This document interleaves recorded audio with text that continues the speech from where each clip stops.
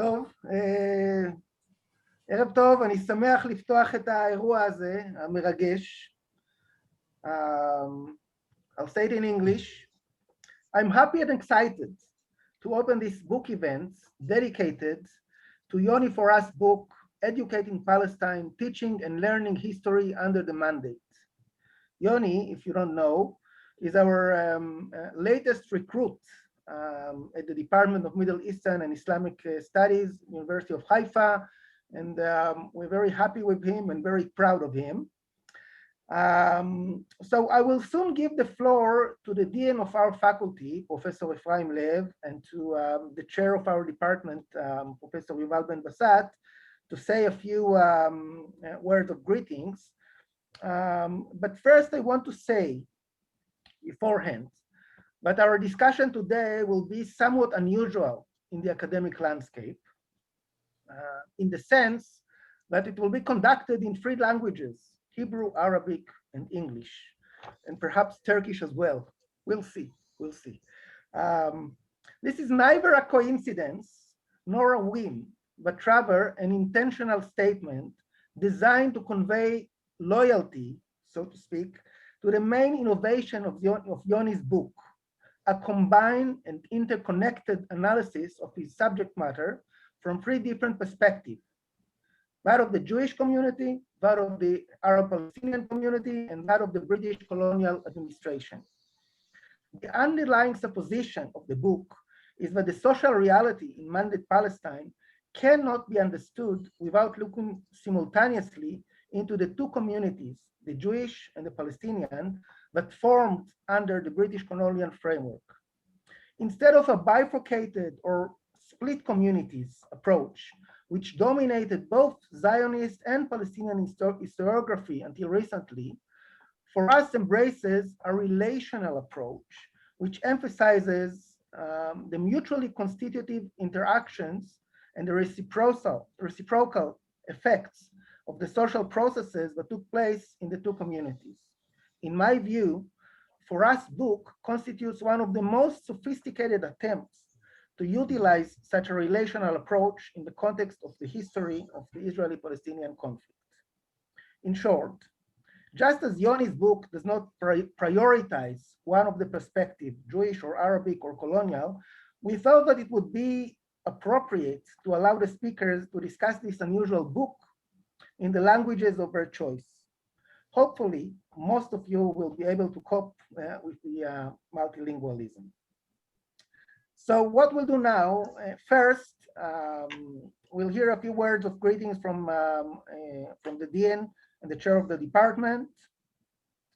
And then I will introduce the book in Arabic, as I said, its main themes and its arguments very, very briefly.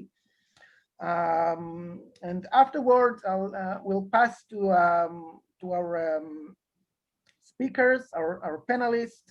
Each of them will get about 15 minutes to say something about the book or about the broader scope of Jewish-Arab relations in Mandate or late Ottoman Palestine. So here goes. Please, Ephraim, you're welcome to, the floor is yours. תודה, תודה. אז אני יכול לבחור את השפה. Nicole, אני מבין ש few words is shorter than a short introduction.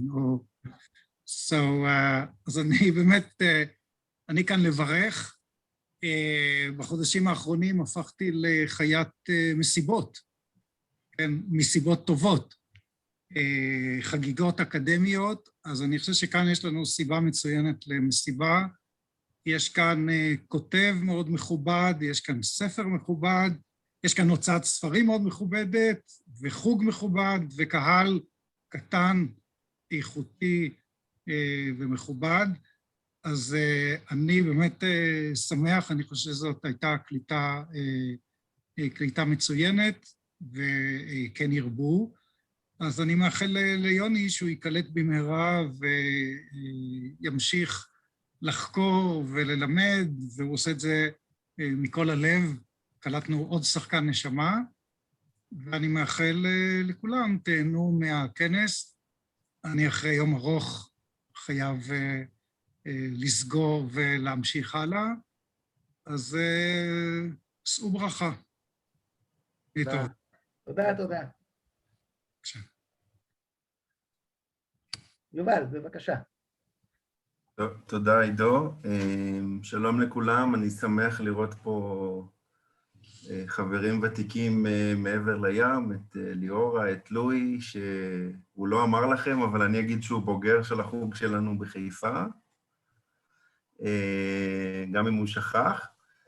ובעצם זה האירוע האחרון שלנו השנה בזום, שנה של פעילות רבה ושונה, אבל בפורמט אחר ממה שהתרגלנו אליו עד כה, אז זה היה קצת קשה לעשות את המעבר הזה לזום, ואנחנו מנסים לאט לאט לחזור לעולם האמיתי. כבר עשינו השבוע כנס אמיתי במצפור,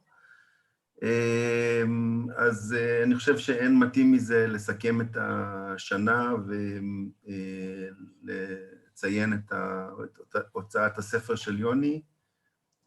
קלטנו השנה את יוני בחוג במלגת אלון, בסופו של דבר הוא יכסה את התחום הפלסטיני עוד כמה שנים כשמחמוד יעזוב. זה בעצם הספר השני של יוני, הספר הראשון עסק כמובן בעברית, במוסא קאזם אל-חוסייני, ויוני נכנס לתחום של המנדט, תחום שהוא הרבה יותר צפוף מהתחום העות'מאני למשל, שאני עוסק בו, והרבה יותר קשה להתבלט שם, כי הקהילה הרבה יותר גדולה, ובכל זאת יוני, אני חושב, עשה ציון דרך מאוד משמעותי עם הספר הזה באוקספורד, שאני שומע שמעורר הרבה מאוד עדים. יוני גם הכניס לנו משב רוח מאוד רענן לחוג, הוא ניהל השנה, למשל, את צערי מזרח תיכון, איזשהו פורום שייסדנו, זה גם קורס, אבל זה גם מין פעילות משותפת של החוג, של משהו קצת יותר שעוסק בתרבות, פחות פוליטיקה, יותר תרבות ודברים מהסוג הזה, שקצת פחות מדברים עליהם במחוזותינו בדרך כלל. ואני יודע שהוא עובד כרגע על הספר השלישי שלו עם פרופסור ליאת קוזמה מהעברית, ובסך הכל אני צופה ליוני גדולות ונצורות, שמח מאוד על האפשרות הזאת פה היום לציין את יציאת הספר. אז זהו, ותודה רבה. תודה רבה. אני מצטרף כמובן לכל הברכות, באמת קליטה נהדרת של חבר סגל חדש ומבטיח, וספר יוצא מן הכלל, גם אני קראתי אותו, הייתי צריך להכין את דברים, אז קראתי אותו בהנאה רבה, והתרשמתי באמת פרויקט חדשני ומקורי, וגם מיודע וגם ממוסמך, כל הכבוד. ועכשיו ברשותכם, אני אתאר בקצרה את הספר. המטרה היא, אגב, המטרה הייתה מלכתחילה לחסוך לדוברים את הצורך להציג את הספר. כן, כל אחד בהם בא מדגשים קצת שונים, מזוויות אחרות, שלא יצטרכו להציג בפני הקהל את הספר. אני חוסך להם את העבודה, אבל עושה את זה בערבית. אז בבקשה, בואו נראה איך זה ילך. كتاب تعليم فلسطين تاريخ التدريس والتعلم في ظل الانتداب بكلام يوني فورس هو كتاب رائع ورائد. يتعمق الكتاب في مسألة تدريس التاريخ في مدارس فلسطين الانتدابية التابعة للمجتمع اليهودي والمجتمع العربي الفلسطيني.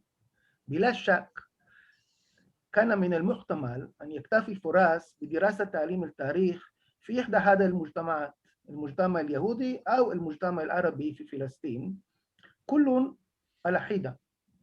لكنه اختار اتباع المنظور الارتباطي، بما معناه أن يركز على طبيعة العلاقات بين المجتمعين، وبالتالي اختار أن يحلل في دراسته التطورات التعليمية التي حدثت في المجتمعين في ظل الانتداب البريطاني.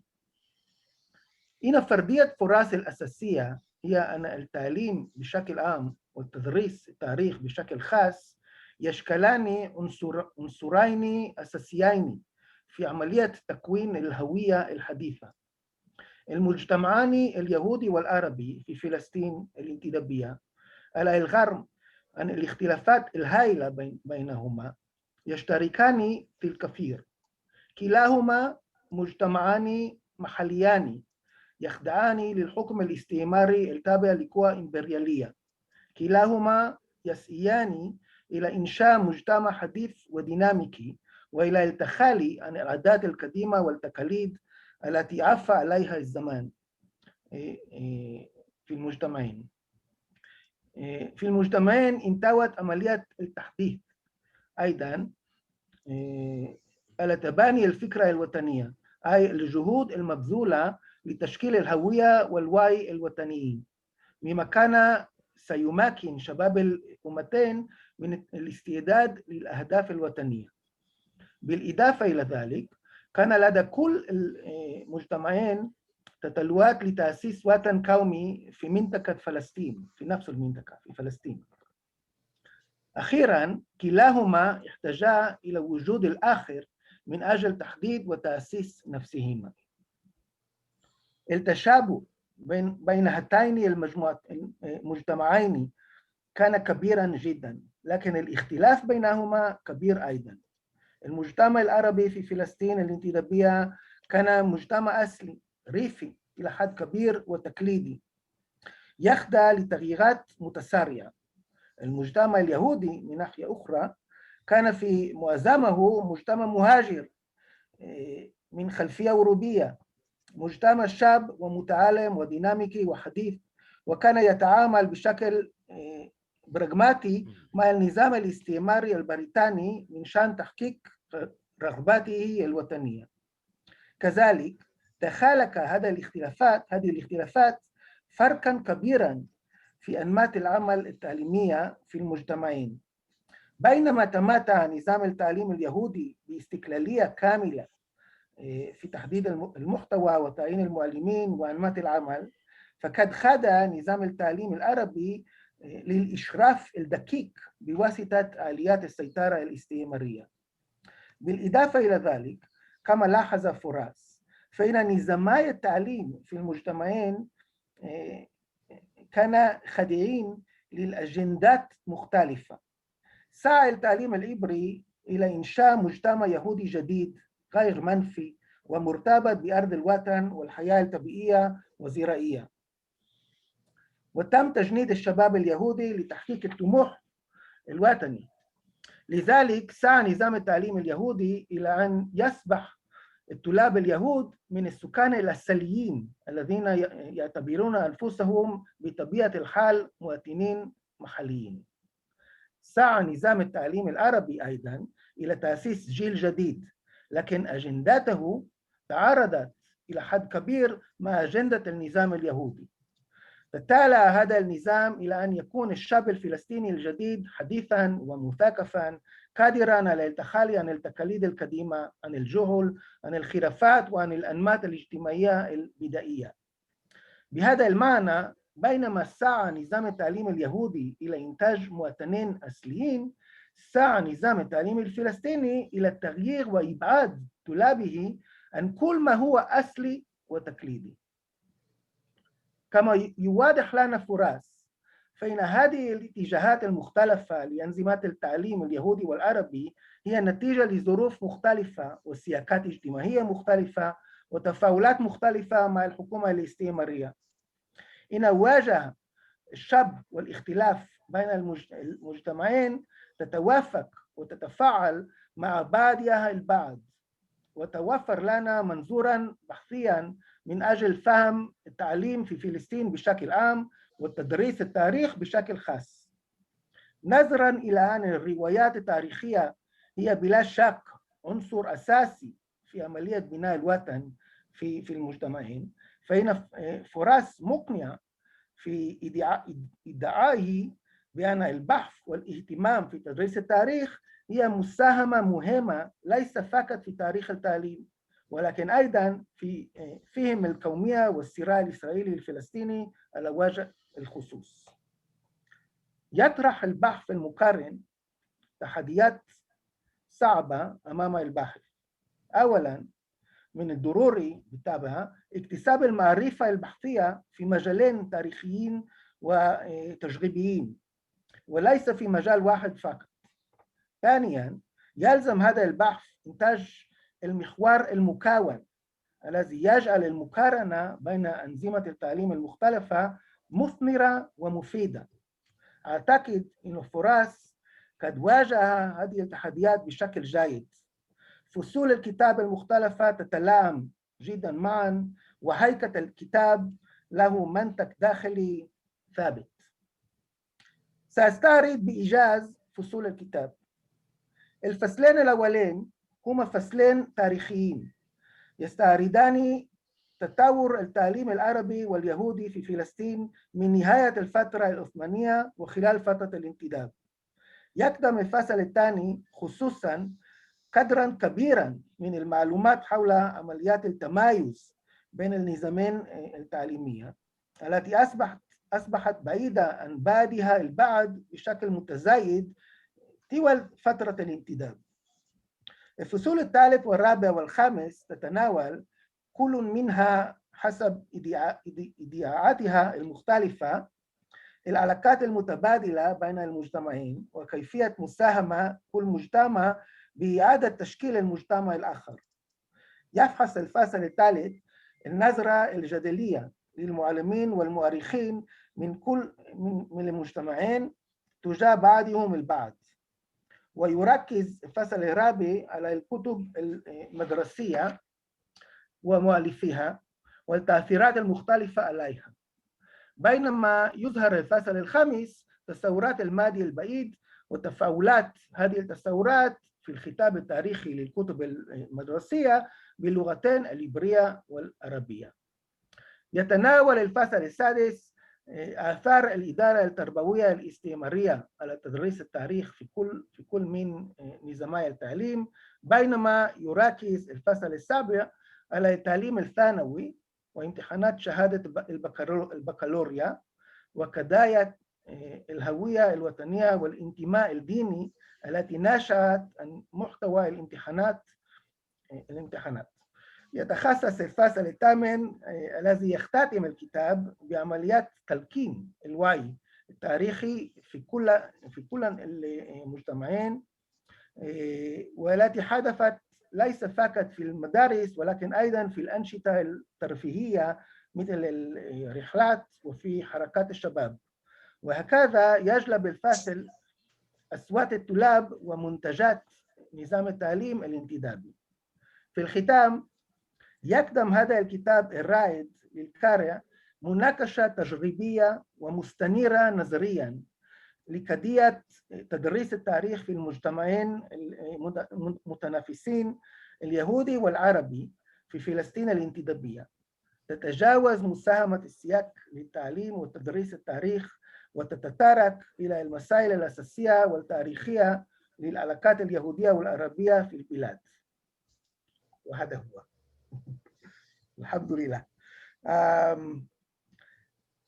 سننتقل الآن بإذنكم إلى محاضرات المتحدثين، والأول منهم البروفيسور مصطفى كابها.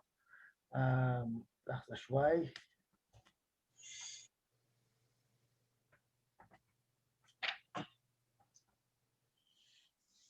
البروفيسور كابها هو رئيس قسم دراسات الشرق الأوسط في الجامعة المفتوحة ورئيس مركز بيت الذاكرة والتراث في الناصرة، وهو كمان رئيس لجنة التسميات في مجمع اللغة العربية. البروفيسور كابا هو مؤرخ وباحث إعلامي متخصص في تاريخ الشعب الفلسطيني والتاريخ الشفوي وتاريخ الإعلام العربي. نشر في هذه المجالات عشرات الكتب والمقالات العلمية. شكرا أستاذي لموافقتك بالانضمام إلينا في هذا الندوة. تفضل أستاذي. السلام عليكم، شلوم لكلام. أنا سأنتهز الفرصة وأتحدث باللغة العربية وأشكر إدو الذي أتاح للجميع أن يختار اللغة التي يراها مناسبة كي يتحدث فيها. في البداية أريد أن أبارك للصديق يوني وأؤكد على ما قاله من سبقني. أولاً أبارك لقسم تاريخ الشرق الأوسط في جامعة حيفا على هذا التعزيز المهم، وأعتقد بأن كان لي حصة ضئيلة في هذا الموضوع، ولكن يعني أنا مسرور أن أرى هذا الشخص وقد تعرفت عليه قبل 10 سنوات وأرى تقدمه. يعني كانت قد أنهى الماجستير وبدأ في كتابة اقتراح للدكتوراه، فمن ذلك التاريخ أنجز الكثير من الخطوات وسجل بصمات كباحث شاب وواعد، وأعتقد بأنه سيكون له شأن كبير مستقبلا وأتمنى له ذلك، وأصر دائما أن أراه يتقدم من مرحلة تعليمية إلى مرحلة أخرى. فمبروك عزيزي يوني وإلى الأمام دائما. أعتقد بأن هذا الكتاب هو بالغ الأهمية وهو يفتح آفاق جديدة لدراسة موضوع التربية ومنظومة التعليم في فلسطين الانتدابية. وأنا يعني أستعمل مصطلحين قد يبدوان للبعض بأنهما نفس المصطلح، لكنهما يختلفان بالماهية وبالتوظيف اللغوي للمصطلحين.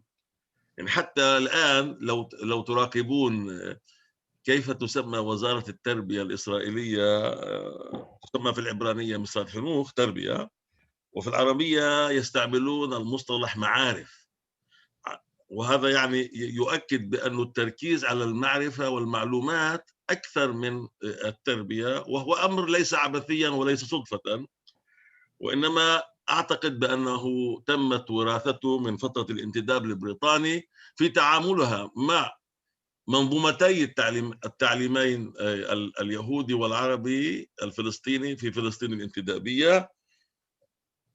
المنظومة اليهودية تعاملت مع التربية أكثر ولم تجد عوائق من حكومة الانتداب، في حين المنظومة العربية يعني أرادت المنظومة الانتدابية البريطانية أن تكون للتعليم والمعارف أكثر منها للتربية، وخاصة التربية الوطنية.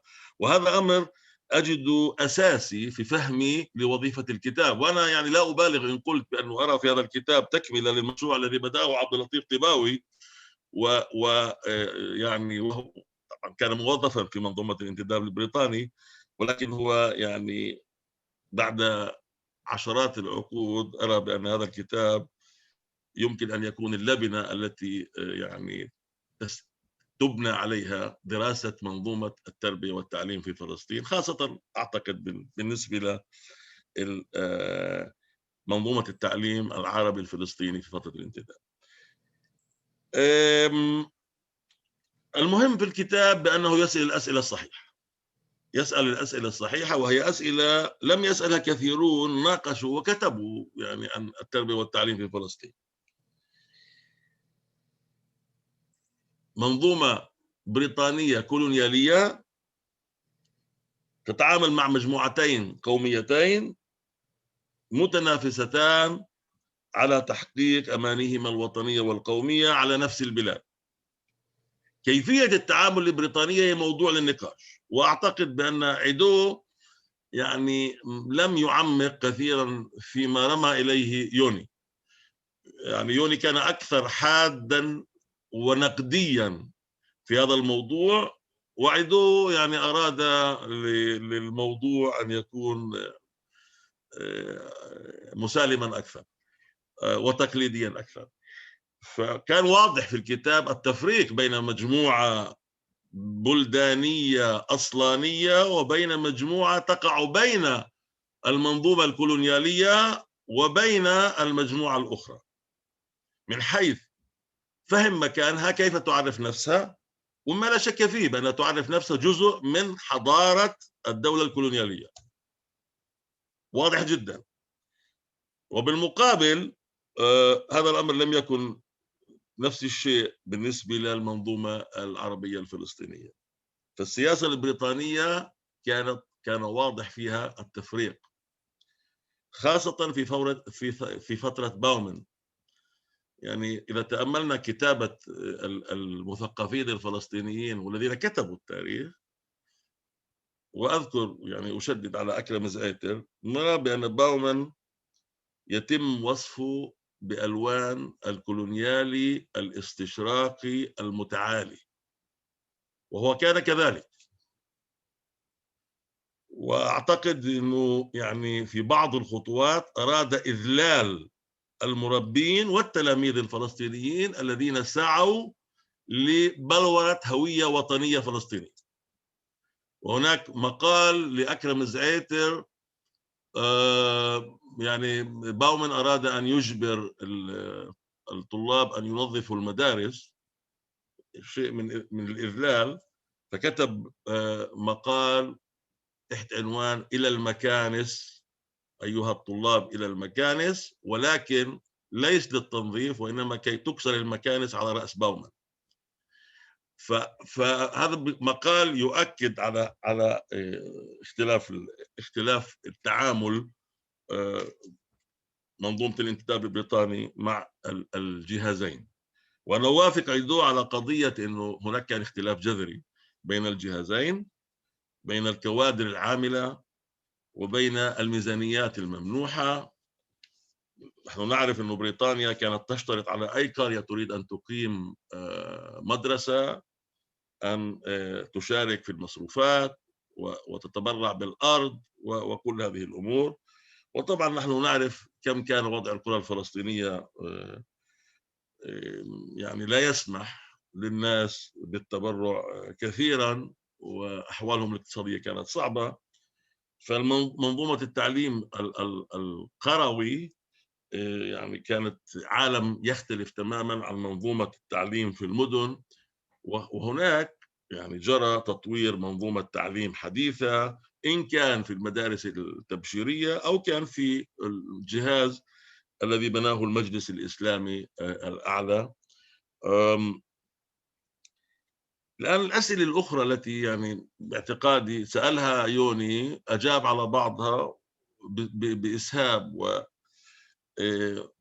نتقدم في الكتاب إلى النهاية نراه قد تعب قليلا فاختصر بعض المسافات.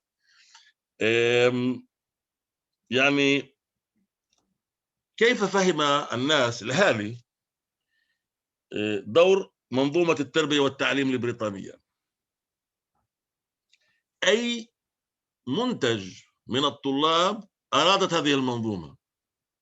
بروفايل، أي منتج أرادت؟ هل يكون الطالب واعيا لهويته لدوائر انتمائه، أم يكون مكوي الوعي منبهرا بمظاهر الكولونيالية البريطانية والحضارة الغربية الاستعلائية؟ كيف فهم المربون دورهم؟ ماذا أرادت المنظومة منهم؟ يعني هناك فصل لم يركز عليه عيدو، وأعتقد بأنه يعني المتأمل له يرى الكثير من المشترك بينه وبين منظومة التعليم العربية التي بنتها إسرائيل فيما بعد، ظاهرة المربي الجاسوس. وهذا هناك فصل في الكتاب يتحدث عنه بشكل واضح. فالمتأمل لملفات التعليم البريطانية يرى أنه معظم المعلمين كانوا كانوا يعتقدون بأن المفتشين يريدون منهم أن يكونوا جواسيس على إخوانهم ويقدموا التقارير، والمدراء بدورهم يقدمون التقارير إلى منظومة التعليم البريطانية. فنشأت فئة من المنتفعين المقموعين الذين يعتقدون بأن امتيازهم سيكون مقياس كم يمتازون في عملية نقل الأخبار إلى المنظومة وما إلى ذلك. أعتقد أعتقد بأن هذا الفصل هو من أقوى فصول الكتاب، ويوني عمل فيه هناك يعني بعمق كبير.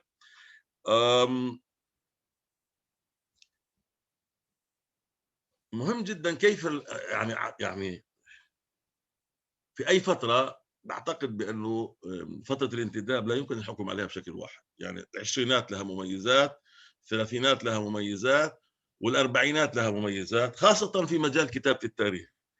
يعني من يرى الكتب الأولى التي كتبت في البدايات والجغرافية، يعني حسين الروحي كتاب الجغرافيا، طوطح والبرغوثي عندما كتبا تاريخ فلسطين، نرى بأنهما تأثرا كثيرا في الرواية التوراتية.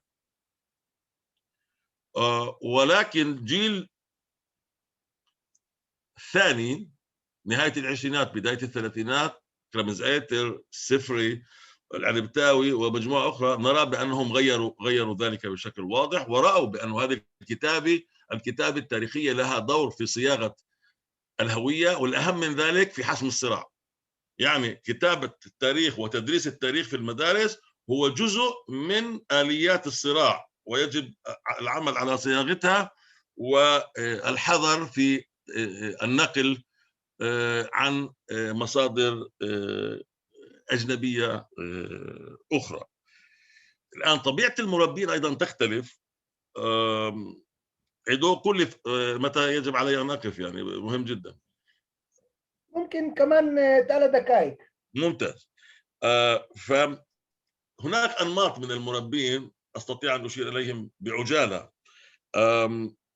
يعني أولا المربي المتكيف.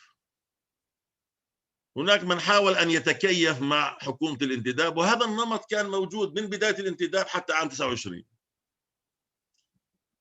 ذكرت طوطح وذكرت البرغوثي وخليل السكاكيني في مرحلته الأولى، وهذه المجموعة، وكانت بانية على الضمير البريطاني وعلى الليبرالية البريطانية وما إلى ذلك. وقد رأينا ذلك أيضا في الصحف.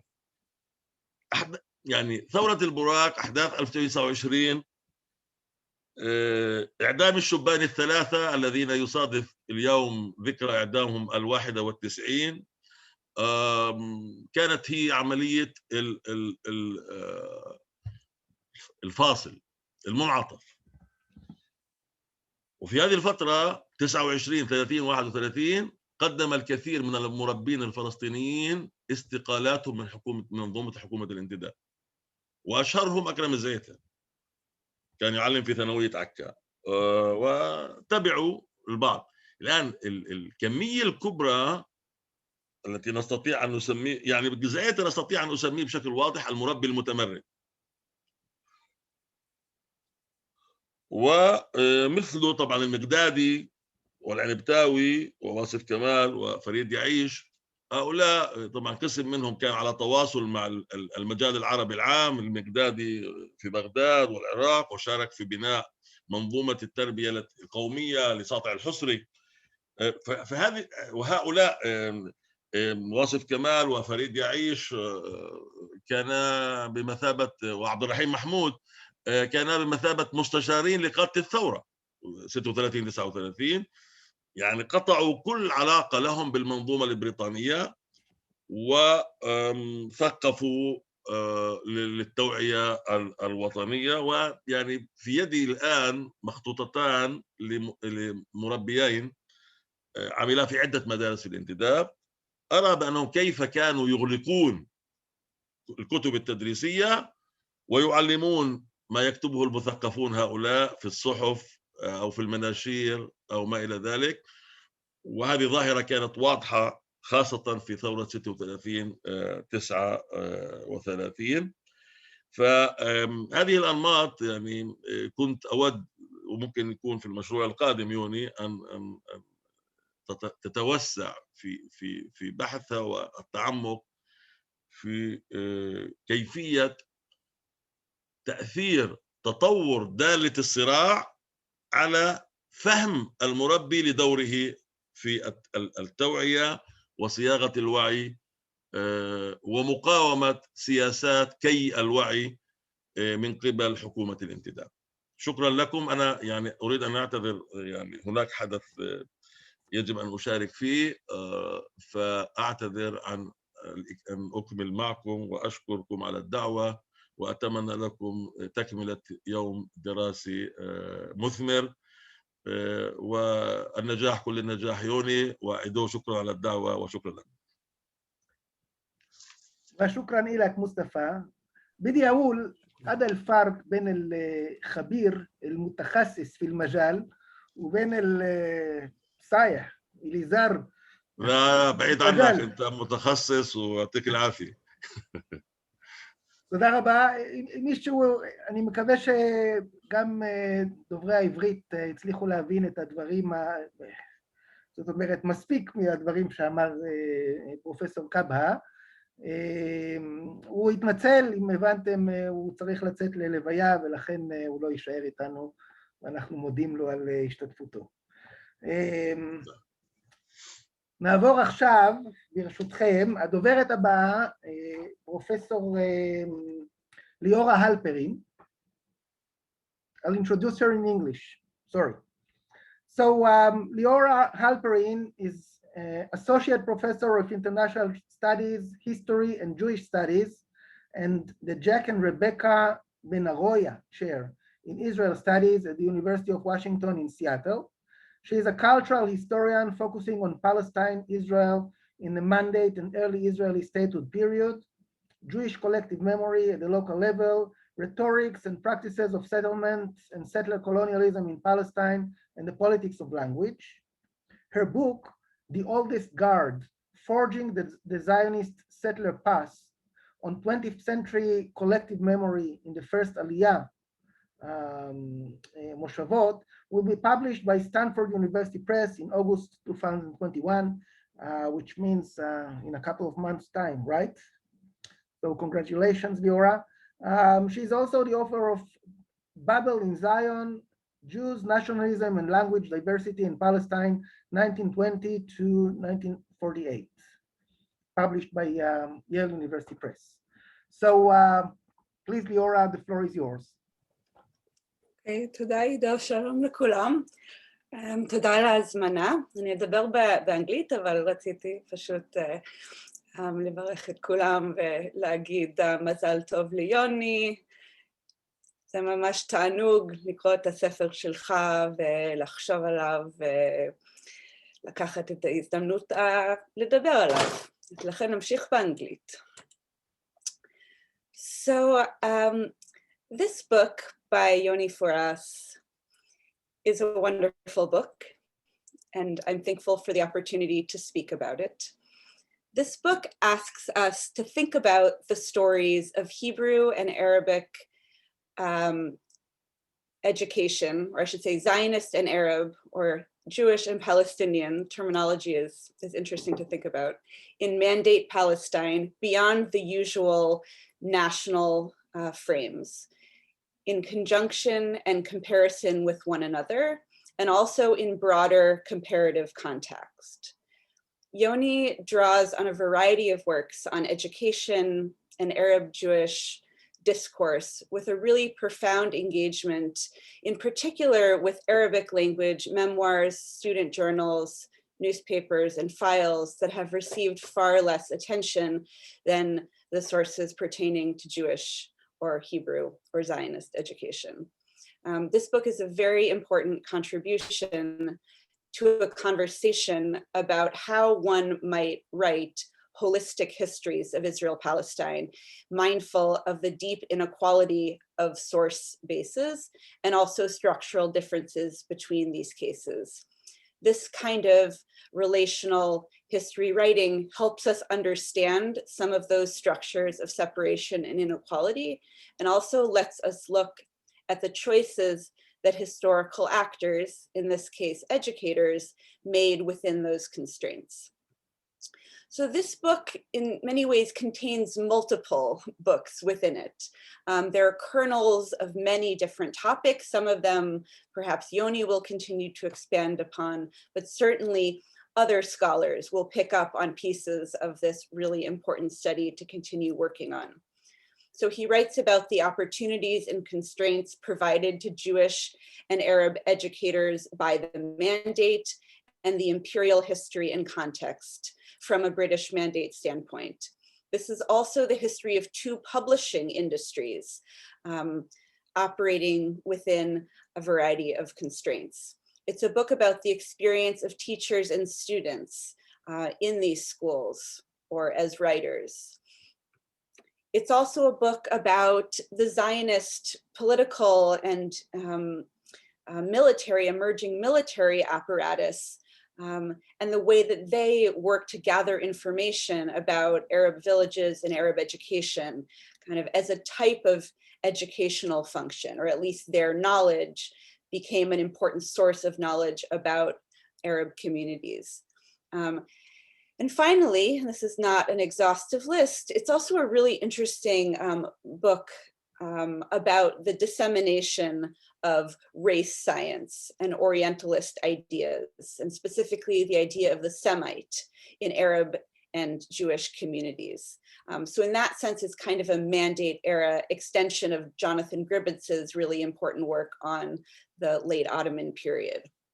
So there's a lot I could potentially talk about, but I actually want to focus my comments on this last point, which the previous speakers focused on less, which is that broader shared discursive or intellectual space in which both of the projects operated despite their significant differences, and especially the way that European elements or ideas mediated within that space. So in the introduction, Yoni's book speaks about the educational triangle of different visions: British, Hebrew or Zionist, and Arab or Palestinian, which were in contact and in certain ways were interdependent. But I think that this triangle image actually quickly opens up, as one reads the book, into a polygon, right? Like a multi-sided shape. And I found reading this that what makes Hebrew and Arab education so interesting to study alongside one another is not only that these systems can be thought about within the British mandate context as separate, as connected, but that both in different ways were enmeshed in a broader transnational web of knowledge that had strands coming from British, French, German, Russian, Ottoman, Egyptian, Eastern European, and then also religious, Jewish, and Muslim sources. And no one of those strands really can be explored outside of that larger intellectual context. But as I think more about this polygon metaphor, maybe that's not even the right metaphor, because these various influences were not equal points in an abstract geometric form, but they were connected through relations of power, control, capital, and intellectual hegemony, which is a word that Yoni uses throughout, right? This is the hegemony of the West, right? Or the idea of the West, which neither Arab nor Jewish educators questioned, even as they tried to fit their own emerging national discourses into this hegemonic framework, even, interestingly, to claim that it is at the top of or preceded that framework.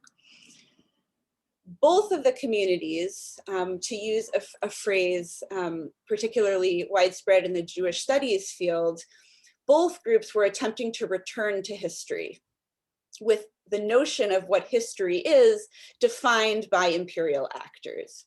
And they did so in part by returning to the study of history. So the return to history via a return to the study of history, their own history and also general history. So as Yoni notes, both of these processes would have occurred and were in many ways occurring independently, despite their encounter in the context of the Zionist settlement or national home project enabled by the British. The Jewish return to history, such as it is, had begun more than a century earlier with the School for the Study of the Scientific Study of Judaism, Wissenschaft des Judentums, in Germany in 1819. And then took on a more explicitly nationalist form with what historian David Myers, who is also my advisor, calls the Jerusalem School at the Hebrew University, whose participants included Ben Sion Dinur or Dinaburg, Yoni considered. But though many of the intellectual elites, right, the university elites, had come from German Jewry, that is from like that Wissenschaft tradition, the mechanisms of Hebrew education and history education as well were Eastern European, and the promoters were mainly Ashkenazi East European Jews. And they were influenced by more than 50 years at that point of Eastern European Haskalah, Maskilic thinking that suggested that Eastern European Jews needed to adopt and even replicate the criticisms of those Western hierarchies of civilization, while also trying to free their community from the position at the lower rungs of that hierarchy. So these were maskilim, these Hebrew educators in Palestine were a branch or an outgrowth of a longer, especially Eastern European Haskalah tradition influenced by a real affinity to Hebrew ethno-national culture. And we should note that Yiddishists were doing the same thing in a different setting. They were also trying to kind of elevate the study of Jews and a specifically Jewish language up into the realm of, you know, national history or collective history. But I think we can also note that there's another lineage of that Haskalah project that's really important to note here, which is that the Enlightenment project generally, and also the Jewish varieties of that project, had a colonial dimension. So as we know, in France, these aspirations to modify the self in order to become more European were also transformed into aspirations for European Jews to reach out and help degenerate Arab or Arabized or Jews in the Islamic world, right, to elevate them. So these Enlightenment thinkers, and amongst them these Zionist educators, were not just deploying this Haskalah framework for themselves, they were also replicating a different Haskalah ideology of conducting a civilizing mission towards others, right? And this had already been deployed in the Middle East through the Alliance schools. And Yoni noted the connection of some of the Hebrew educators to the Alliance. So this makes part of this lineage explicit. But we also could think about the broader Zionist affinity to the practice of colonization or colonialism as a mechanism for self-improvement, right? The variation of this that we see is what Tara Zara calls emigrant colonialism. That is the idea that one doesn't have one's own empire to promote, but one can settle in some other powerful empire, in this case, the British, and develop oneself and also develop the land through that process. So this is also part of Enlightenment discourse.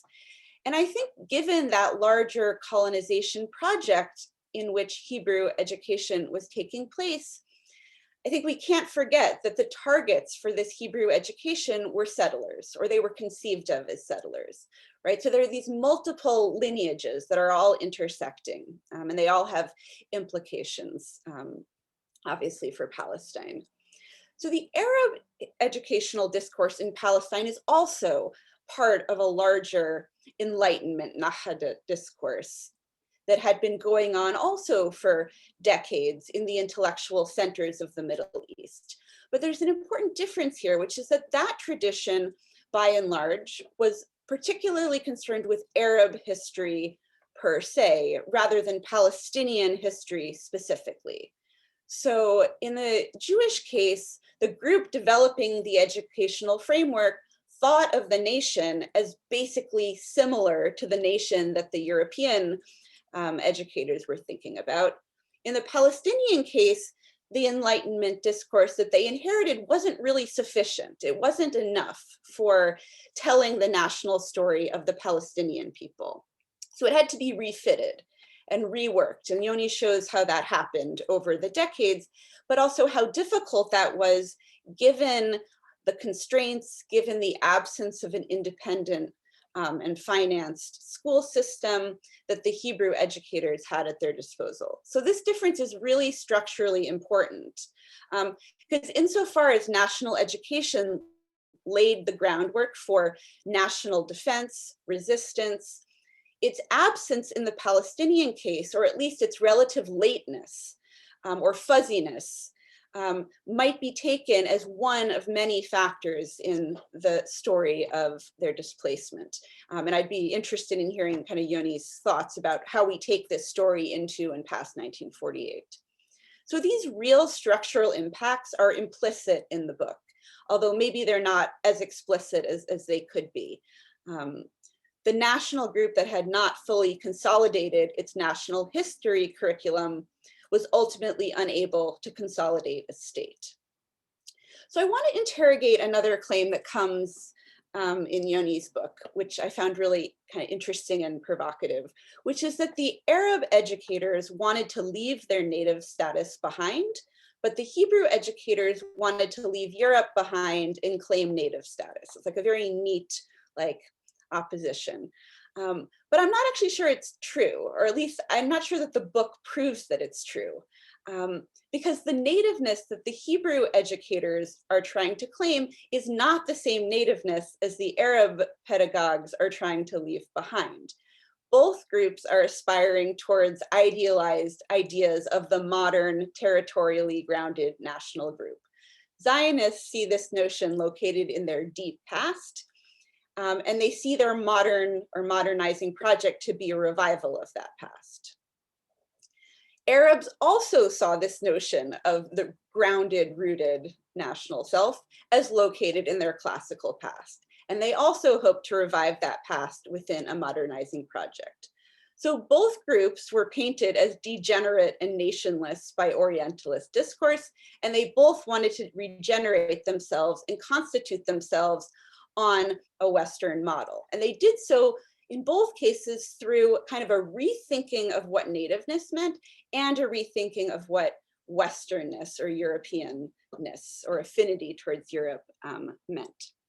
So all of that told, the book reminds us of the extent to which both national projects were shaped by these forces, and not even primarily through the action of the British. And I think this is one of the surprising takeaways, because of course they are the supplier of the European within Palestine's Arab educational system. But given the broader processes of intellectual influence, the publication and translation of textbooks, including dating back to Ottoman times, right, the British are not the only purveyor of the Western within this system. So let's see, I just have a couple of more points to bring up here. 2 minutes, please, Liora, sorry. Okay, all right. 2 more minutes. I'm trying to talk slowly since I know this is not people's native language. Okay, I just want to make a couple more points. So the second to last point is I was really struck by how much European Christian theories of Semites made their way into Arab educators' idea of Jews. That's kind of complicated, right? But it's like Christian ideas about Jews getting translated into Arabic mediate the way that Arab educators are thinking about Jews. And I think it's just really striking, right? The Holy Land, right? The fact of Christian interest is so important in creating the parameters by which Jews could understand themselves, Jews could understand Arabs, Arabs could understand themselves. I think the last point I'll make, which I'm also interested in, is the fact that Yoni is really trying so hard to connect these stories together. They're occurring at the same time, they're occurring in parallel under similar constraints and influences. But ultimately, the processes are really so separate from each other, right? There aren't really voices of the other within the curriculum. In fact, they're substituted by insights from European text, experiences of violence, right, become the basis for understanding the other group. So the true voices of the other are kind of neither present nor absent. They're replaced, right? They're present, but they're mediated by other sorts of sources and experiences. And I think that's just a really important insight into think about all of the layers by which that mechanism worked. All right, so I'm just going to close by saying that you offer researchers in the future a lot of material to expand upon. This book is going to be a resource for scholars of the Mandate, of Zionism and Palestinian nationalism, of education in multi-ethnic, divided, unequal spaces. So congratulations and great work. Such a pleasure to get to talk with you today. Thank you, Liora. Thank you very much, Liora. Wonderful talk. I think you took us to a very different perspective, different focus, different insights than Mustafa's presentation. So that was the purpose, the whole purpose of collecting a bunch of experts to react and respond to the book. So thank you. We'll move on to our next speaker, which is Louis Fishman. Louis Fishman is an associate professor in the history department at Brooklyn College, City University of New York. He is the author of the book Jews and Palestinians in the Late Ottoman Era, 1908-1914, Claiming the Homeland, published by Edinburgh University Press just 1 year ago, right? 2020. His academic work focuses on late Ottoman Palestine, the Jews of the Ottoman Empire, and the Israeli-Palestinian conflict. He is also a regular contributor for the Israeli newspaper Haaretz, where he writes mostly about Turkish and Israeli politics. He divides his time between New York, Istanbul, and Tel Aviv. So please, Louis, the floor is yours. Okay, thanks so much. קודם כל תודה רבה על ההזמנה, ותודה יובל שהזכרת שכן סיימתי בחיפה. זה באמת כבוד גדול לראות פרומה אחרי שנים רבות, אולי לא זכרתי, אני חושב שהייתי אז בשנות 94. את פרופסור קופרשמיט, לצערי לא הייתי בשיעור שלך, בגלל זה שביתה הייתה ב-94, אם אתה זוכר, וקיבלנו פספל, אז קיבלתי פס על השיעור שלו בלי שהשתתפתי בכלל בשיעור הזה, אז זה באמת היה לי חסר שנים רבות שיעור הזה גם. אז ב-MA שלי הזכרתי כמה זה היה חשוב, אבל שלא היה, וגם ראיתי חברים אחרות פה, שזה מאוד מאוד כיף לראות אתכם, כמובן יובל ביניהם. אוקיי, יופי. בסדר, אז אני עובר לאנגלית, חשבתי זה נכון לדבר אנגלית, בגלל אני מצטט גם חלקים מהספר שלך, אז אני אעבור לאנגלית, איזה בדיוק בערבי כמן שווי, אבל מש מדברים באנגליזי, וטבי כי תרקתי את הביליורה, מה, יתכים סיבר את הביליורה, זמן, שאנגליזי קודם שג'ם. זמן, קודם כל, I'll start now and go back to English, and I wanted to say, so many things came out of this book when I was reading it. I think it's absolutely fantastic. Before I get started, I'm opening my notes though, and I'm going to put you all in the background also, just so I can see you and the notes at the same time. 1 second. I want to do this right here. Okay. Gallery view, and then I'm going to do minimize. 1 second. I can see all of you. I want to see, for sure, I'm going to see Yoni in this picture, but why can I do this in 1 second? Sorry about this. I'm trying to see everyone at the same time. Here we go. I have up here now, and now I'm going to do this. Very good. So let me go ahead and start. I have about 8 points that I'm going to read. With each point, I'll read a few sentences, then I'll talk about them. So first of all, thanks for having me. I'm thrilled with this book. And, you know, as someone who graduated from Haifa University in 1995 and went into my MA studies, eventually doing Ottoman Palestine, I was thrilled to see this book. And I think it's testament on how far the field of Palestinian studies has developed in Israel over the last 3 decades, just not in Israel, worldwide. Because I still remember the days in the department and at the school in general, when Palestine did not exist in the Israeli academia. These were the days when Eretz Yisrael studies, the Limudei Eretz Yisrael, did not really include them. And when the Middle East department offered pro-seminars and seminars on Iraq, Syria, Lebanon, and Egypt, but yet there was no really place for Palestine. So I think that really, really stood out. And it was really exciting. You know, and I'll just add that the one person that did teach Palestine was then Ilan Pepe. And he was somehow miraculously moved to the political science department at that time. I wasn't sure, I was a student and I wasn't sure what was going on behind there. But it definitely was different times. Now in this book, Yoni, you do a brilliant job at creating a narrative that shows great sensitivity to both Jews and Palestinians. And I'm going to read a passage, and maybe when I read the passage, you'll say, oh, I remember when I wrote this passage, how hard it was to write, or maybe you're just a brilliant writer that wrote this. But let me read this, paragraph that's somewhere in the middle of the book.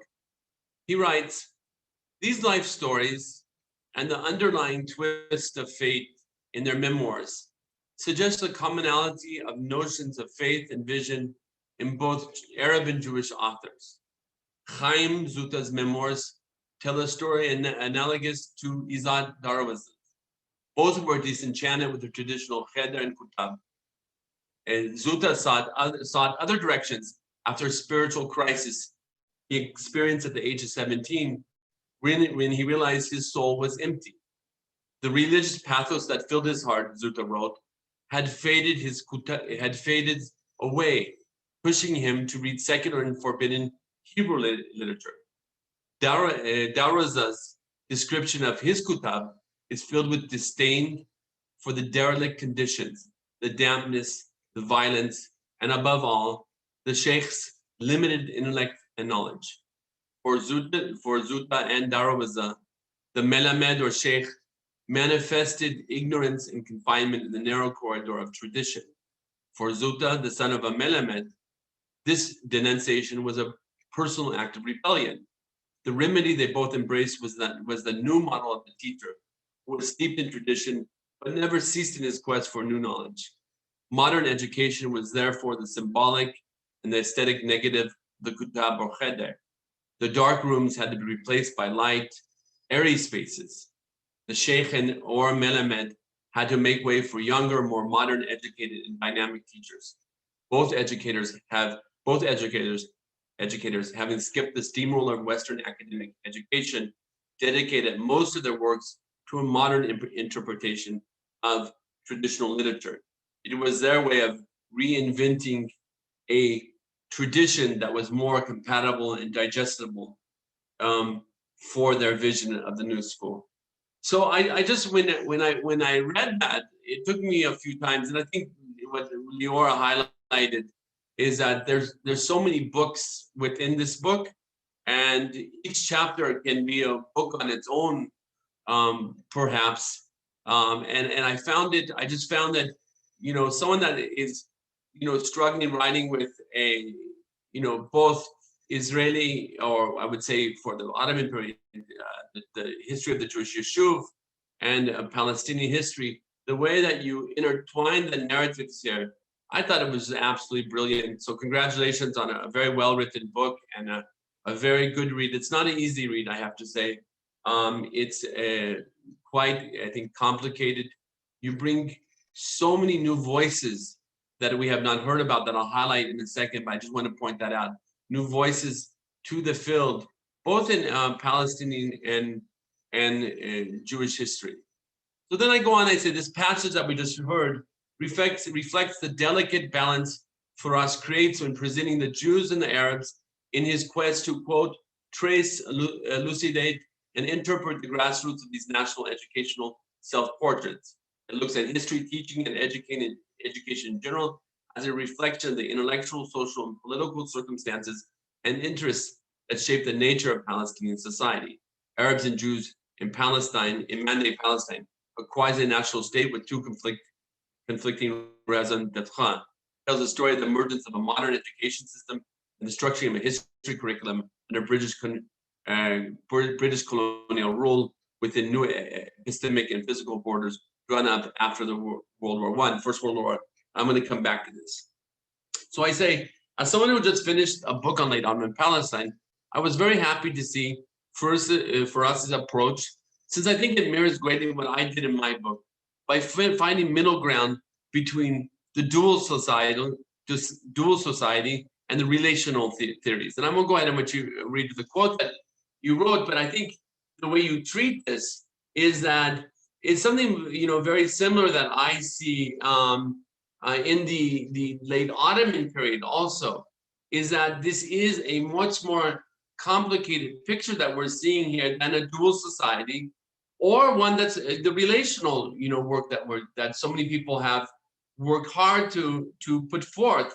Because what I see in the Ottoman period, and I'll highlight this a few times in my talk today, I actually see that these divisions you highlighted in your work on the Ottoman period, these divisions really existed beforehand to a great extent. And I think that's something that we're going to have to challenge ourselves on. One of the things that is for sure is challenging the way we understand the first aliyah and the second aliyah, and I'll come back to that. I really just I don't think the more I do work, I don't think that the Zionist narrative per se, as we've learned it, really suits the earlier periods of we could say the conflict. And I think I really think that if we look, and I think your book highlights what I'm trying to work on now, is this idea that there is a stark difference between the Ottoman years and the post late 1920s. I think you even highlight that in words, that, you know, and it comes out with the histories you're reading also. I mean, where I think this really dominating labor party or labor movement voices start to come out in the 1920s, when in 1910, 11, no one really knew who David Ben-Gurion was. And we read him as if he's in the center. So I think your work really helps us to get past this. So numerous topics that Furas touches upon is related to my own work. I said in the next few minutes, so this work is not just a book on Mandate Palestine, but rather a history of the late Ottoman years and how it culminated into the Mandate. In fact, much of the research that we've seen so far neglected the Ottoman years, a period when the society became a self-segregated community, as I just mentioned. And what's interesting, I also think, in this respect, is to see how both histories that are written during the Mandate period very mirror, and Yuval, I think, who works also in the Ottoman period, will agree, I think, to some extent, is they actually write out the late Ottoman period in the 1920s and 30s. And I think that is something really fascinating that we're going to see, is that their attempt to create a nationalist narrative really in itself undermines its own nationalist narrative of Palestinianism, what I call Palestinianism, in the late Ottoman era. I mean, that is really when you see the beginnings of a Palestinian nationalism, or what I call local patriotism, emerge. And by cutting out that very important part of the second constitutional period, they're actually, in a way, it undermines their own history. It also undermines people that we've been talking a lot about recently. I've just finished a new article rethinking Avraham El-Maliach, Nissim Malul, and of course Shimon Moyal.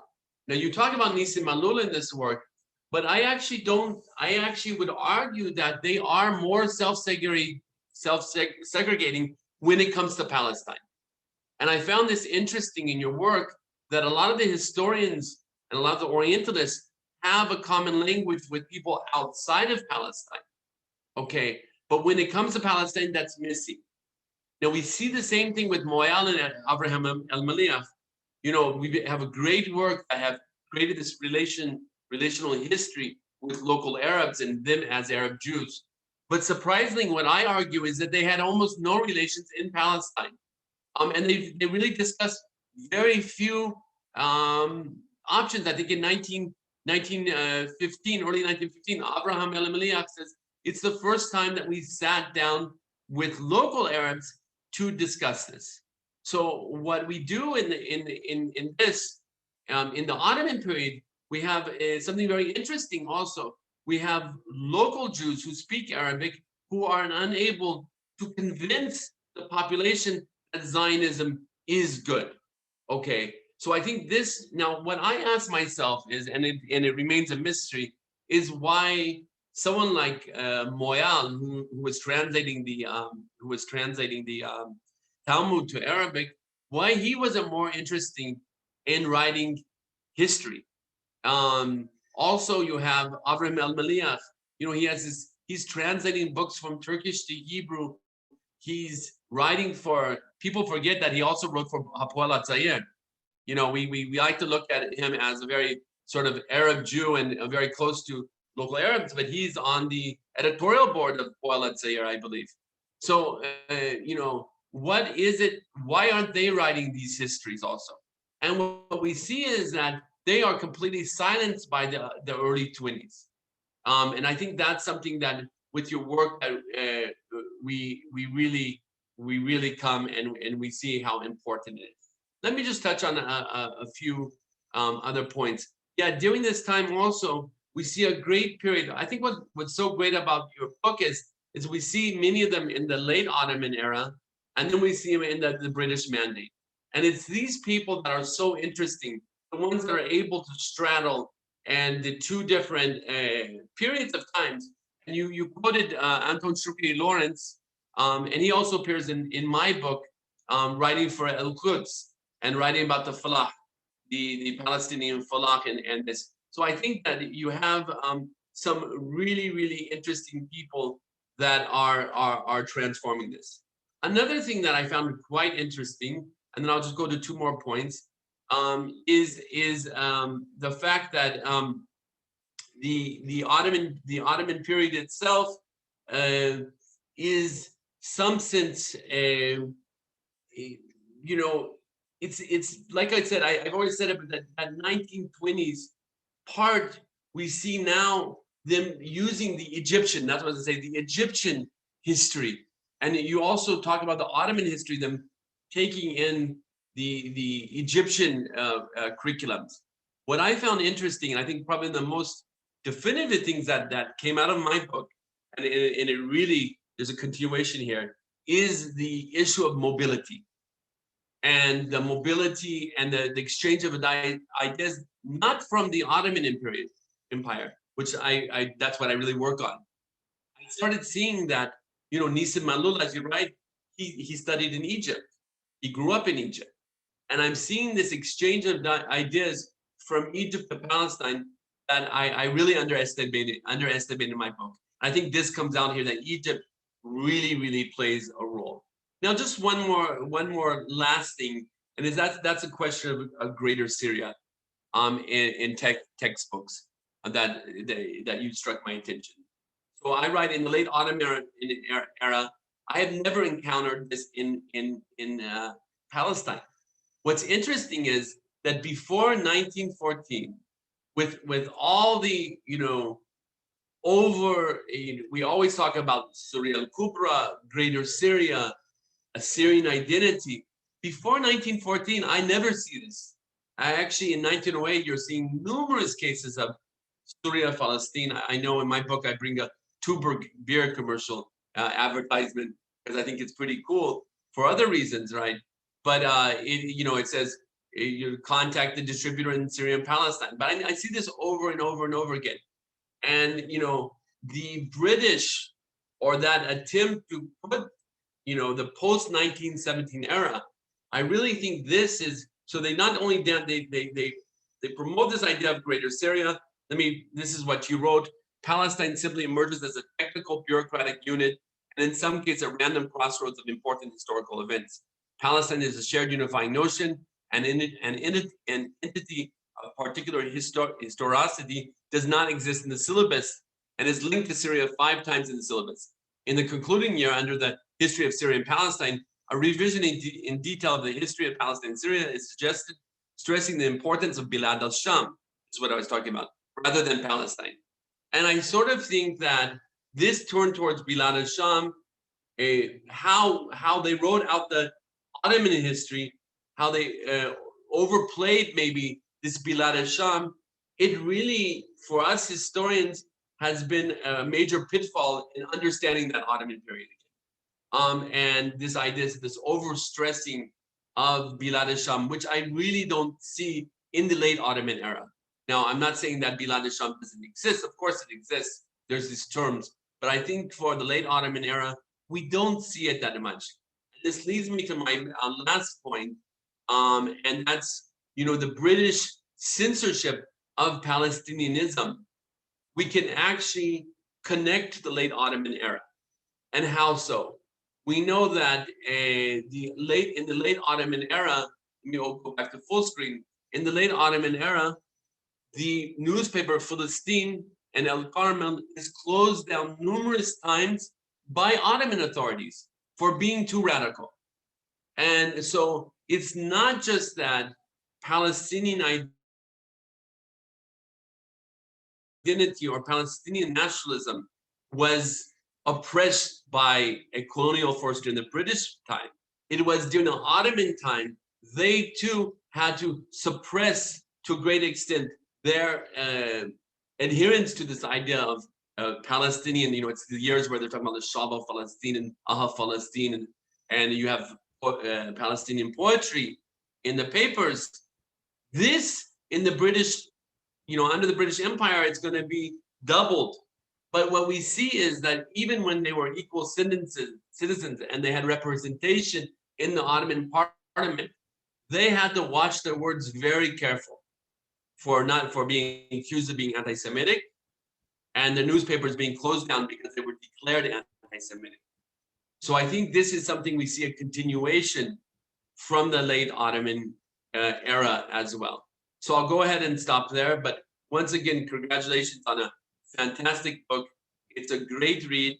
And I think for writing the two histories together, I don't think you could come up with a better and more sophisticated way of describing it with such sensitivity as I mentioned. So thanks so much. Thank you very much, Louis. Again, a new direction, a new perspective, new insights. So really wonderful. We can give now Yoni perhaps 5 minutes to respond, to say, to comment on the various speakers, and then we can open the floor for some discussion. I don't know, we'll have just several minutes, but it will do. So please, Yoni, go ahead. טוב, היה הרבה שפות, אנחנו חוזרים לבית לעברית, אז תודה קודם כל. אני רוצה להגיד, יש לי כל מיני תודות. אפרים לב, הדיקן שלנו נמצא פה, תודה. תודה ליובל ראש החוג, שהפרויקט הזה בעצם מגיע לשיא שלו ולפרסום שלו רגע לפני שאני נכנס, וליובל היה חלק עצום בזה, ולמחלקה היה חלק גדול בזה, ולקליטה שלי וכו' וכו'. אז תודה לכם. עידו, ארגנת את זה מדהים, ותודה לך, ואני חושב שזה היה מדהים גם השפות וכל הדברים האלה, עבד מאוד מאוד יפה. רוצה להגיד משהו על אוניברסיטת חיפה, לספר חוויה שהרבה מהאנשים שנמצאים פה, הם היו סטודנטים שלי במאסטר, ובחיפה, בתוכנית המאסטר, היה מצב שרוב הסטודנטים היו ערבים, היו פלסטינים. והראיתי להם קטע מהיהודים באים על בניית פתח תקווה, שבה יש דמות של ערבי מקומי שבונה להם את העיר, ובסופו של דבר מת ממלריה אחרי שהוא בונה להם את העיר, והם לא רוצים לקבל אותו. אחרי שהוא בונה להם את העיר, הם לא רוצים לקבל אותו לפתח תקווה. הראיתי להם את הקטע, קטע שאני חושב שהוא מאוד מאוד מצחיק, אף אחד לא צחק, היה מאוד עצוב, והיה קטע מוזר ומביך בכיתה. למה אני מספר את זה? אני מספר את זה כי כאילו זה המחיש, ובחיפה אתה מרגיש את זה הרבה יותר, כי פתאום אתה באמת מלמד קהל סטודנטים מעורבים, זאת אומרת, יש לך גם פלסטינים וגם יהודים, ופתאום הסיפור הזה של הנרטיבים שאתה מספר, של ההיסטוריה שאתה מספר, הוא לא רק שונה ומתנגש בטרגדיות ובעצב שלו, אלא גם אפילו בצחוק. הצחוק הוא שונה, מה שצוחקים עליו הוא שונה, מה שניתן לצחוק עליו הוא שונה, ובעצם יש פה כל מיני מוזרויות ומבוכות שאתה נתקל בהם כאשר ופה כולם אזרחים וכולם פועלים במדינת ישראל, והשיעור מתנהל בעברית ברובו, ובכל זאת יש איזשהו פער, ויש איזושהי תהום שרובצת בין האוכלוסיות. למה אני מתחיל עם כל הדבר הזה? אני מתחיל עם כל הדבר הזה כי כשאתה בא לחקור את שלהי התקופה העות'מאנית, תקופת המנדט, אז אתה בעצם, אתה עוד פעם מדבר, נכון? ופה אני מגיע בעצם לליורה וללואי, כל כך תודה לכם, גם על הסופרלטיבים, אבל גם על ההתייחסות, וגם למוסטפה, שלא נמצא פה, על ההתייחסות הרצינית למה שכתבתי, שעוד לא, כאילו, אתה כותב ספר, אתה שולח אותו, וכאילו להעביר, ואתה לא יודע מה אנשים חושבים, אז בסדר, בערב לספר יש המון סופרלטיבים, אבל באמת ההתייחסות שלכם הייתה מעמיקה, וגם אתם בעיסוק שלכם עוסקים במטריה הזאת, ולכן כל כך חשוב לי לשמוע את האינפוט שלכם. אז תודה לכם, תודה שדיברתם, תודה שקראתם, ותודה רבה שהשתתפתם, וזה כבוד גדול. אז רק מושג אחד, אם יש לי 5 דקות אז אני אגיד רק דבר אחד, ואני אדבר על איזשהו מושג של דרידה, שקראתי פעם איזה ספר שלו, רוחות הרפאים של מרקס, ויש לו שם מושג שנקרא האונטולוגי, כאילו במקום אונתולוגיה, האונטולוגיה, כאילו שהעבר והעתיד הלא ממומש רודף אותך, ושהיעדר ואי ההימצאות של משהו נוכח בחיים שלך לא פחות מהיש. והוא דיבר על זה בהקשר של מרקס, שמרקס בעצם שב אלינו למרות שרוסיה הקומוניסטית נפלה, רוחות הרפאים של מרקס כל הזמן ירדפו את המערב השבע הליברלי. וכשהיו האירועים בארץ לפני כמה שבועות, אני חשבתי על אותו דבר, על רוחות הרפאים של 48, כן, על איך בעצם מה שקרה ב-48, הצומת ההיסטורית הזאת, הנכבה מצד אחד, מלחמת העצמאות מצד שני, בעצם זה איזשהו צומת היסטורית, תהום היסטורית שממשיכה וחוזרת אלינו, לא מן המודחק, אלא ממש נוכחת בתוך החיים שלנו, ובארץ זה לא רק רוחות רפאים קונספטואליים ותודעתיים, אלא גם אסתטיים ונוכחים וגם שביש, אם בנוכחות שלהם בעיר כמו לוד ורמלה, כן, לוד ורמלה, או בהיעדר שלהם בדברים שנהרסו ולא קיימים עוד, כן? אבל הספר שלי הוא על שלהי התקופה העות'מאנית ועל תקופת המנדט, וצריך להבין שאנחנו נכנסים לקרוא את זה, וזה מעניין, ובגלל זה התקופה העות'מאנית מעניינת, ובגלל זה ליאורה, כאילו תקופת המשכילים ומזרח אירופה היא רלוונטית, כי אלה רוחות הרפאים ששבו מן המודחק לאנשים שהגיעו לפה בתקופה הזאת לפני שהיה 48. וכאילו זה הופך פשוט את הסיפור הזה לכל כך צבעוני, ואולי קצת מפחיד וקצת מתעתע, אבל גם מאוד, כאילו להכניס אותו כל פעם לתוך קונטקסט, זה מהלך נורא מורכב, אבל הוא גם מאוד מאוד מאוד מתבקש. אני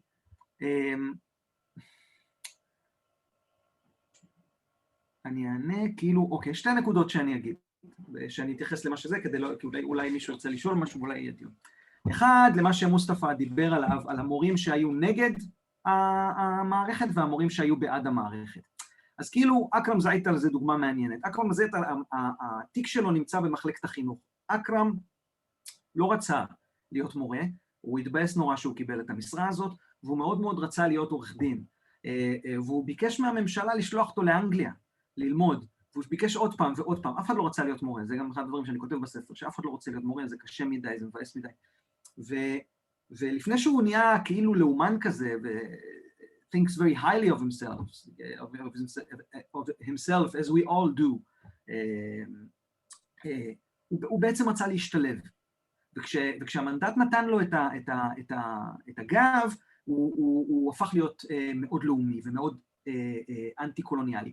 חבר שלו, שלימד בעכא באותה תקופה, באותו בית ספר, ניקולה זיאדה, הוא גם כן מאוד מערכתי, והוא היחיד שהולך את כל הדרך הזאת כמורה בתוך המנדט, וזה מאוד מעניין, כי ניקולא זיאדה הוא כביכול יציר הקולוניאליזם, והוא גם עושה את הדוקטורט שלו בסורס, וגם את הלימודי MA שלו, תואר ראשון ושני. ניקולא זיאדה מתוך בית הספר הולך ולוקח את התלמידים שלו לשמוע את הפעמונים שמצלצלים על כל תלייה, הוצאה להורג של אותם 3 מרטירים, שאיברהים טוחן כותב עליהם אחר כך את השיר המפורסם שלו. זאת אומרת, יש פה מודלים שונים של השתלבות והתנגדות. דבר נוסף זה ליאורה, מה שדיברת עליו בהקשר, זו הנקודה האחרונה שלי, של המזרח אירופאים, התרבות המשכילית וההגעה לארץ. מה שאני מצאתי, אבל פה אני קטונתי, ואני כאילו, בהקשר הזה אני חושב שאת מבינה הרבה יותר ממני. אבל מה שאני הרגשתי זה שכאילו, כשהדברים מגיעים לארץ, הם תופסים נופח אחר לחלוטין. כאילו יש ציונות, נכון? יש ציונות מהמאה ה-19 או מהמאה, לא יודע ממתי אתה רוצה, ויש ציונות בארץ. והציונות בארץ היא, מרגע שאנשים מגיעים לפה, גם אם קוראים ספר שנכתב ויצא לאור במזרח אירופה או במערב אירופה, זה פה מקבל נפח שונה לחלוטין, והמשמעויות פה הן אחרות. ועוד טוויסט שמצאתי בעלילה, זה כאילו בן אדם כמו דינבורג, או דינור, והעובדה שדינור צריך פתאום לא להגיב רק לרוסים שהוא פגש ברוסיה, ולאנשים שהוא דמיין על כל האלה שלבשו חולצות ודיברו עברית כאילו לא יודע מה, באיזשהו שטייטל, הוא פתאום צריך, הוא פתאום עובד עם ילדים שמדברים עברית מבטן, כאילו מהלידה שלהם, הוא פתאום צריך לדבר לילידים. ואז כל הסיפור הזה משתנה, כי יש לך שכבה שלמה של מהגרים, שמדברים עברית במבטא מאוד כבד, והם צריכים להתאים את עצמם ואת המערכת לילידיות, ואז הם צריכים להיות היפר ילידיים. ואז כאילו אותם מזרח אירופאים, שאנחנו תקועים איתם, נכון, עד רבין, ראש הממשלה הראשון שנולד בארץ, הם אלה שמנהלים פה את המערכה, והם מגישיסטים עם מבטא כבד ומעצבן, וכאילו כל הצעירים, וכאילו, כן, מרו, נכון, היום זה, הוא הזכיר את זה באמת, שלושת המרטירים. תודה. ואז בעצם זה, לדעתי, זה מקשיח עוד יותר את האלמנטים האלה של ילידיות והצורך בעצם לרתום את הסיפור, לא בגלל הילידיות, אלא בגלל, אני חושב, מה שהם מרגישים בעצמם. כי הם בעצמם רוסים, כי הם בעצמם, או לא רוסים, או יהודים רוסים, או עכשיו, הם רוצים להתאים את עצמם אל מול מציאות משתנה. אז זה בהקשר הזה של ידידות, זהו. אני אסיים פה, ואם מישהו רוצה לומר משהו או לשאול משהו, אני מאוד מאוד אשמח. כן, בבקשה. אם יש שאלות, בבקשה. ואם לא, אז נראה לי שאנחנו נקרא לזה אירוע, ונסיים אותו. זה גם האירוע החותם פחות או יותר את הסמסטר, כן? היום האחרון לסמסטר, חגיגה כפולה. אז תודה רבה לליאורה וללואי ולמוסטפה שכבר לא כאן, וליוני על הספר הנפלא ועילה לעשות כזה אירוע, וליובל ולאפרים שבירכו, ולכל מי שהיה פה, וניפגש בשמחות. תודה לכם, תודה. את יכול לעצור את ההקלטה, ואז שאני אגיד רגע תודה ככה... יאללה, עצרתי. עצרת.